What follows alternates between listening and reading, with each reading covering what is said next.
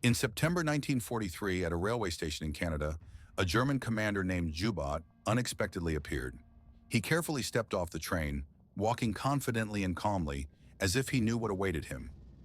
In his hands were documents confirming his identity and rank, so-called forged passports, which granted him the right to move freely. He spoke fluent English without an accent, which helped him pass through numerous checkpoints. Over the past 12 hours, he had traveled approximately 1,400 kilometers, crossing enemy-controlled territory, bypassing all possible obstacles and inspections. It seemed as if military and police posts on his route were smiling at him or pretending to allow his passage, ignoring any suspicious details. He passed patrols as if invisible, and even the border guard's doctors appeared indifferent to his presence. His ultimate goal was a remote beach in the Atlantic Ocean, where a hired submarine awaited to take him away to a safe location. However, behind this apparent calm was a complex game. Canadian spies, observing him with binoculars, carefully tracked every move. They knew his real name, Wolfga, and that he was the captain of the submarine U-434, and had even deciphered his escape plans months earlier. These spies could have detained, stopped, or arrested him at any moment, but they chose a different path. Instead, they lit a light in an abandoned lighthouse to help him find the right way to the meeting place. This was part of a clever plan, which concealed a much greater goal.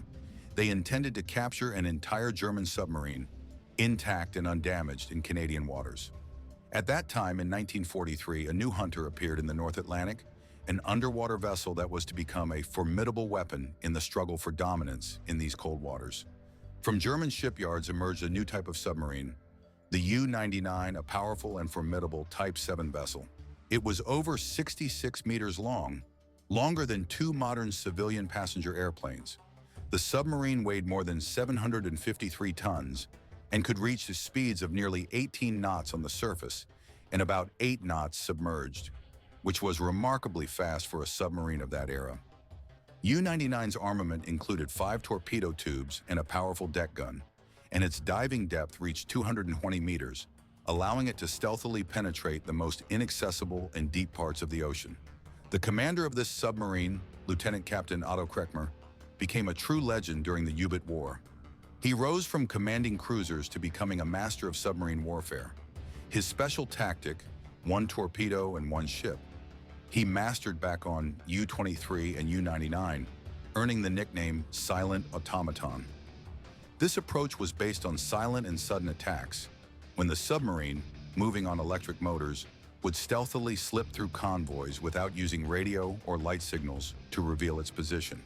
By March 1941, U-99's war diary was filled with records of enemy ships sunk. That day on March 17th, the Swedish cargo ship Corson disappeared beneath the waves, becoming the last victim of a torpedo launched by U-99. After completing its mission, the submarine calmly submerged into standby mode, recharging its batteries and waiting to return to port. But suddenly, a young officer, observing the horizon through the periscope, noticed a faint dark shadow. The submarine was diving deeper and deeper, surpassing the limits of its known structural capabilities. Metal began to creak and crack plaintively, as if protesting under the strain. The hull walls squealed as if warning of impending danger. Soon the damage spread rapidly, affecting more and more vital systems, turning the situation into a catastrophe. The commander understood the truth that was becoming clearer with each moment. Their position was irretrievably lost. The only chance was to surface to escape. Despite the damage sustained, the submarine with the code designation U-99 desperately fought for survival, breaking through the waves toward the gloomy daylight. But there was no time to rest. The barrage, which began the moment the boat surfaced, instantly struck, like a massive wave of rage tearing apart its metal hull. Escape was impossible. Captain Krechmer, even in such a critical situation, remained calm and resolute. In time, he sent a signal through the choppy, rolling sea to Captain Donald McIntyre of the HMS Walker. In it, he clearly and briefly said, "Captain, I am sinking. Please save my men." After that, he ordered his submarine to be sunk so that its secrets would not fall into enemy hands. In the chaos and among the cold embrace of the Atlantic, some brave men aboard U-99 sacrificed themselves.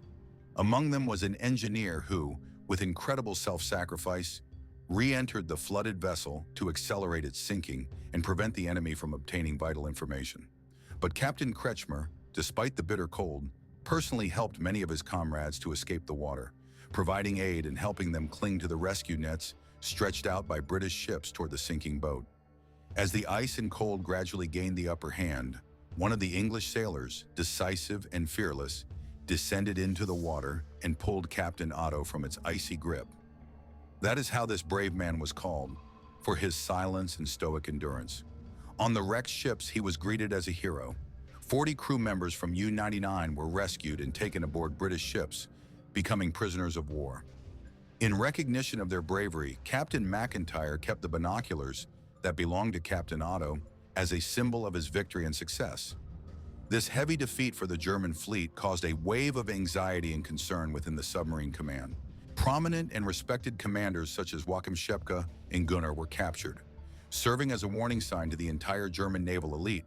The loss of such high-caliber specialists and aces, considered leading figures in the struggle for dominance in the Atlantic, dealt a blow to the morale of the entire German submarine force. In response to this threat, bold and daring plans were devised to rescue these valuable commanders and bring them back to service. Deep within Germany's strategic centers, the idea emerged to develop a secret and dangerous plan to save these high-ranking military personnel, aiming to reintegrate them into the fleet and restore lost superiority. After Otto was captured, he underwent a thorough interrogation in England. His British captors expected to face a tough and resolute individual adhering to a strict ideology. But to their surprise, Otto remained calm and open. He displayed remarkable sincerity and honesty when photographs showing the destruction inflicted on London by the war were placed before him. Impressed by this, the British noted that he was genuinely shocked that his country, Germany, had chosen as a target the symbol of the city in which he himself lived. He spoke English fluently and calmly, maintaining composure and dignity. The Canadian government took control of everything happening inside the camp, intending to detain the captured soldiers. Over approximately 7 months, the former school grounds were transformed into a strict and guarded facility. High barbed wire fences were erected around the perimeter, creating an impassable barrier. 9 guard towers rose above the camp, each casting long shadows on the ground. New gates were installed and barracks were built, ultimately turning the site into a harsh and ruthless facility. By the end of 1941, the first groups of German prisoners, known under the codename U-boat, began arriving. This new facility became, for many, including Otto Krechmer, a war participant and prisoner, their involuntary home. Inside the camp, the spirit of defiance and the fight for freedom was boiling. Just a month after its opening, on November 23, 1941, one of the prisoners named Ulrich Steinhalper made a daring escape attempt. He managed to slip past the guards and disappeared for 2 days, but was eventually caught and returned. Despite this, he did not give up and soon tried to escape again, but was captured once more. In December, another cunning idea visited the captives. He disguised himself and attempted to escape in a laundry truck, but he was noticed and caught in time. Such daring escapes were driven by despair and a thirst for freedom, a strong desire to break free from their chains. However, none of these attempts could compare in scale and precision to the plans of the operation codenamed Kibitz. By the year 12 of 1942, the High Command of the Kriegs Naval Division fully understood how devastating it was to lose their best submarine commanders. The capture of Krechmer, along with other serious losses, dealt a blow to the morale of the troops and officers. The Nazis, always closely monitoring propaganda, saw in Krechmer's fate not only a wound, but also an opportunity. Saving such an important officer would be not just a tactical victory, but a true triumph of propaganda, a confirmation of their strength and ingenuity. That is why the Operation Kibitz was conceived, a complex and dangerous enterprise to free several key commanders of U-boat, including the legendary Silent Otto. A plan was devised whereby these prisoners were to escape from the camp and undertake an incredible journey of about 1,400 kilometers, roughly the distance between Dallas and New York.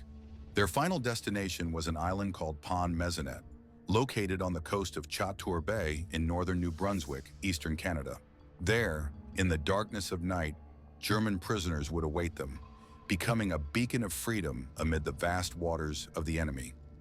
The initial stages of this plan involved what seemed to be an innocuous channel, the International Red Cross Committee. Inside what appeared to be innocent letters from prisoners, encrypted messages began to be transmitted, full of instructions and coordinates, subtly infiltrating and exiting the camp. But what the Germans could not know, and what was hidden from them, was that Canadian military intelligence and vigilant police officers had already begun intercepting and carefully decrypting every word, every message, every seemingly random cipher. All correspondence became transparent, and all enemy plans were uncovered piece by piece. A strategic decision was made. The Canadian authorities chose not to reveal their hand. They allowed the meticulously prepared and well-thought-out escape attempt to unfold according to plan, keeping everything secret until the very last moment. This was not a random or accidental oversight. The year 88, when the Canadian fleet decided to undertake a risky and daring step. It was not just an impulsive or spontaneous decision. It was a calculated and strategic move aimed at achieving a much more important goal than just escaping from the camp. At that moment, a unique opportunity presented itself: to seize the German U-boat in Canadian waters. Such a trophy could be not just valuable, but truly priceless. It would become a real find for the intelligence services of the Allied countries. If successful, this would mean obtaining a vast amount of secret data about enemy technologies and operational methods, which could change the course of the war. Therefore, for those in the camp, this mission appeared as a chance for victory that could bring glory and valuable intelligence. As a result, the prisoners in Camp Number 30 began preparing for a complex and cunning operation. They worked secretly and with great caution as they were watched by invisible eyes, guards, and scouts. For months leading up to the planned daring act in September, life thrived in the underground depths of the camp. During this period, the prisoners became skilled diggers. They secretly excavated intricate tunnels, creating entire networks of underground passages. Their ingenuity was remarkable. One such tunnel was located in the northeast corner of the building, known as Victoria Hall. Its dimensions were only 50 by 50 centimeters, but inside, lighting and ventilation were installed, made from old tin cans. The walls and ceiling were reinforced with wooden supports, secretly pulled from the camp's attics. The mud inevitably produced during the work served as proof of their clandestine efforts. It was transported via a primitive but effective cart, and then through a hidden hole in the ceiling, it was carried upstairs to the attics. The German prisoners working in the damp, cramped, and dark conditions believed their operation was completely hidden from outside eyes. Every successfully transported load, every meter of tunnel passed, seemed to them a victory, evidence of their skill and determination. However, despite their efforts, the plan was unexpectedly uncovered.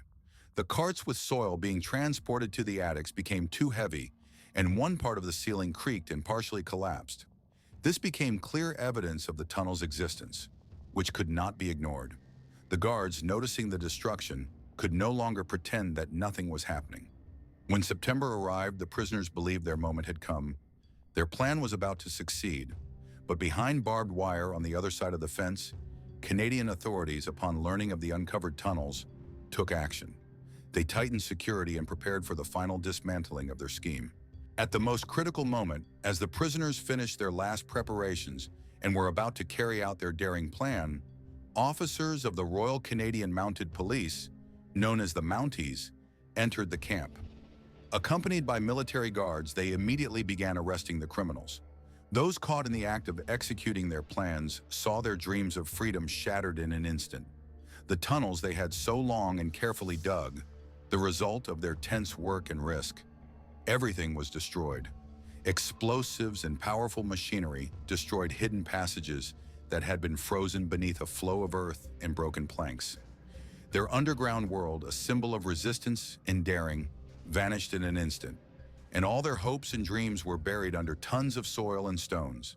But in this chaos and moment of defeat, one person showed incredible bravery and quickly figured out how to escape. Wolfgang Haida, an officer during a relentless pursuit across the Atlantic, found his submarine trapped. It was surrounded by aircraft carrier and destroyer ships, and as a result of a powerful strike, the vessel was severely damaged. The command realized that further resistance was impossible, and the captain was forced to surrender. He was taken prisoner and sent to a camp known as Camp 30.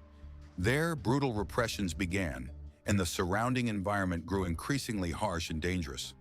At that moment, his eyes began to dart around rapidly, searching for any chance of salvation. Suddenly, he noticed an unusual thing. Electrical cables stretched across the camp walls. They seemed like an invisible thread pointing to the possibility of escape. An idea sparked in his mind. He quickly and with desperate energy assembled a primitive system from available materials. Something like a simple jump rope. He stretched it between two supports and, taking a deep breath, forcefully launched himself into the air. His body soared over the barbed wire, which seemed an insurmountable obstacle, and he found himself beyond it. At that moment, a piercing alarm, a siren sounding throughout the camp, warned the guards of the escape. Soon, search teams were dispatched to the scene. The sirens of police cars cut through the night darkness, and the entire security system was urgently mobilized. But despite all efforts, he was too clever and fast. He disappeared into the darkness, as if vanishing into the gloom. His calmness seemed almost supernatural. He skillfully navigated unfamiliar terrain, as if he knew every trail and hidden corner. He was a person with a single goal: to reach freedom. Every minute he gained during this escape became a small victory for him. Instead of running into the woods and hiding among the trees, he decisively headed straight to the railway station in Bowenville. There, despite the military blockade, he dared to buy a ticket, ignoring all restrictions. Soon after, he boarded a passenger train belonging to the Canadian National Railway. The iron wheels screeched, and the train slowly started moving, carrying him southward across the entire Ontario province, toward the eastern part of the country, covered with endless expanses. His journey was long and winding, passing through Canadian landscapes, changing from dense forests to urban outskirts. In Montreal, a large and lively center, he transferred to another train to continue traveling further east. There, amid noisy streets and the familiar rhythm of life, he could easily blend into the crowd and remain unnoticed. His next stop was the provinces along the coast. The train moved forward, the clatter of wheels echoing throughout the carriage as it approached its destination, the city of Bort, located right on the edge of the coastline. Each mile passed felt like a small victory, as every step brought him closer to freedom and the end of this dangerous journey. And finally, the most critical moment arrived, the moment when everything could fall apart. He felt a chill run down his spine, as if ice had pierced him from the inside. On the horizon appeared a Canadian Army checkpoint at a place called Grandans. It was exactly the kind of obstacle he knew he might encounter along the way, the last barrier before reaching his coveted meeting point. Soldiers armed to the teeth and with sharp eyes stopped the train. Passengers were questioned, their documents and tickets carefully checked. Wolfga's heart was pounding rapidly, but he tried to remain calm. He presented fake IDs and travel documents prepared by German intelligence services. The soldiers examined them closely, scrutinizing every detail. But the forgeries held up. They were so meticulously crafted. Gaida found shelter in an old shed, located just 200 meters from the famous lighthouse at Cape Mason, one of the most recognizable landmarks on the coast.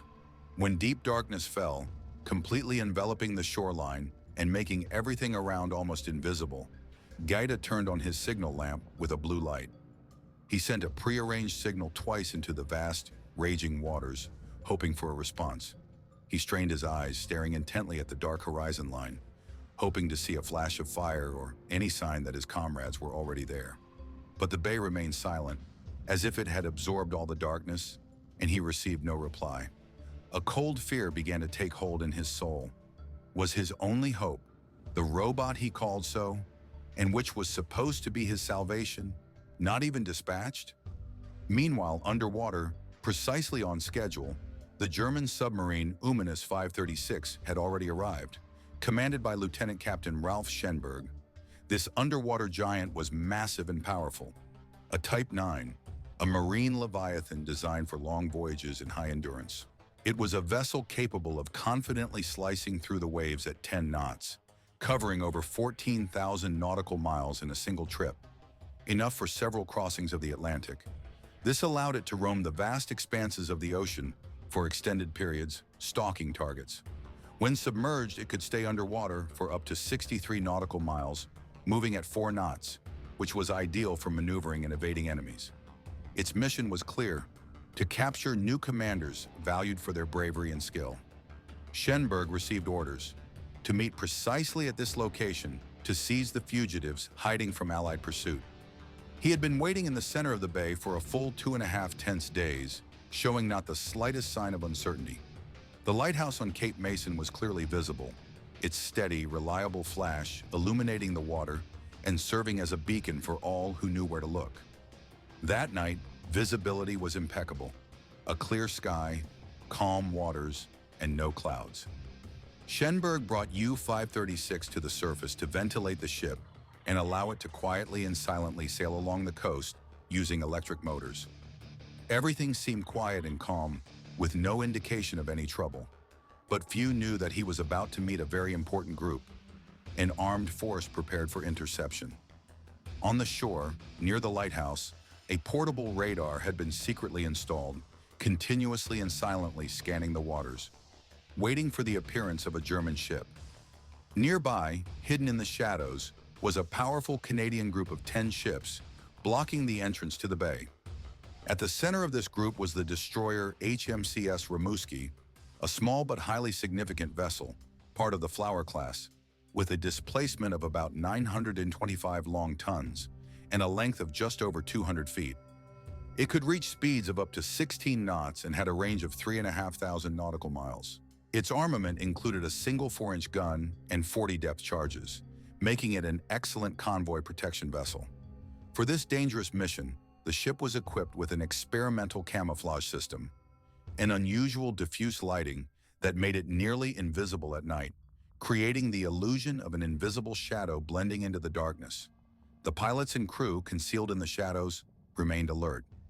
As the U-536 ship peacefully floated on the water's surface, suddenly a signal flashed from the shore, capturing all his attention. It was precisely the light that the escapees from captivity were supposed to use to contact the ship. It served as a clever deception, a trap, an enticing beacon for those hoping for rescue. Delving deeper into his caution, Captain Schenberg realized that the situation was becoming more complicated. His underwater robot, equipped with sensitive hydrophones acting as underwater ears, began to pick up alarming sounds. In the distance nearby, a quiet rhythmic noise of several propellers turning in the water could be heard. This barely perceptible but constant hum gave him an uneasy feeling. He sensed that he was not in an empty bay at all, but in something far more dangerous. Suddenly, a radio signal sharply cut through the silence with a short, precise message.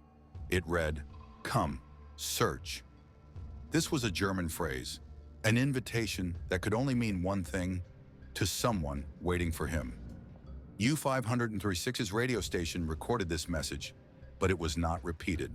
Soon after, a light flickered again on the shore, sending a short pulse. Come. Part 9 of 11. Everything happening seemed very serious, and Captain Schenberg had a feeling that something was going wrong. Despite the signals, the underwater sounds, the faint hum of Canadian military ships, seemed to contradict everything that was going on. They clearly did not match the desperate calls for help he was hearing. A veteran of many patrols and experienced sailor trusted his instincts. He decided to stay in place, remaining underwater, in the dark shadow of his ship, which appeared to be just a part of the calm surface. On shore, Canadian soldiers, knowing that staying put would only reveal their presence, began to prepare for movement. They were alert and resolute. Suddenly, as if on command, one of them quickly approached, precise and accurate. He presented documents that seemed forged, a false military discharge, and a fake letter supposedly from Admiral Percy. But the officers showed no doubt. They carefully examined every line, every fold of the paper. The silence in this place became especially heavy and sharply felt. Soon an unexpected surge followed. Quick movements, strong hands, decisive grabs. Ada, the captain's companion, found herself in their hands. Shortly after returning to the command post, they heard a phone ring, short and sharp, sounding like a command to action. Officer Pierce picked up the receiver. His voice carried tension. He spoke calmly but with obvious seriousness. On the line, a person reported that one of the detainees, a tourist recently captured, had already been handed over to them. Pierce immediately gave the order, "Bring him to me and guard him especially." He knew that this person was the only detainee who had managed to escape from Bowmanville, and he was confident that this was exactly the one they were looking for. When this man named Haida was brought to the lighthouse, Pierce patiently listened to his strange, incredible story about a disrupted, as if torn, trip. Haida presented his fake letters, but Pierce, who knew Admiral Percy's signature well, immediately noticed the trick. The signature lacked the characteristic large stroke that the Admiral always used. The game was over for Haida. He was detained. He was taken to the upper room of the lighthouse, where he was met by a naval officer, cold, almost friendly in tone. He said, "So here you are, Lieutenant Commander Ha. Welcome to Mays Point. We even relit this lighthouse, just like in peacetime, so your comrade commander could find you."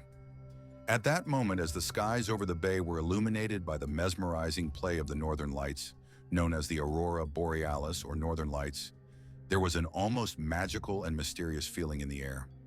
It was a sight that took your breath away and made you stop to gaze at the flickering streaks crossing the night sky. At the very same moment, as if from nowhere, a piercing and cold sound echoed across the hull of the submarine U-boat. He instantly attracted the crew's attention, who immediately understood. They had been spotted. The sound was an unmistakable sign of approaching enemy ships, a deep, powerful hum that could not be mistaken for anything else. It was the relentless rhythm of combat vessels moving through the darkness, a sound that seemed to foretell imminent danger. Commander Schoenberg, hearing this alarm signal, did not waste time and raised the alert. His voice sounded firm and decisive as he ordered an immediate dive. The water around the submarine grew noisy as U-boat began to slowly and cautiously descend to depth. At that moment, as the crew was already submerged, a deafening roar erupted from above, the noise of deep-sea trawlers exploding and breaking apart in the water, loud as thunderclaps. Their explosions, like hammer blows, shook the water column, creating waves and tremors that rocked the very seabed. The area around, which had seemed calm and tranquil during the early hours of the night, gradually filled with tension and danger. Fully mobilized Canadian combat groups began their hunt. Their powerful hydrophones continuously sent out sound signals, like hunting howls, searching for the elusive target.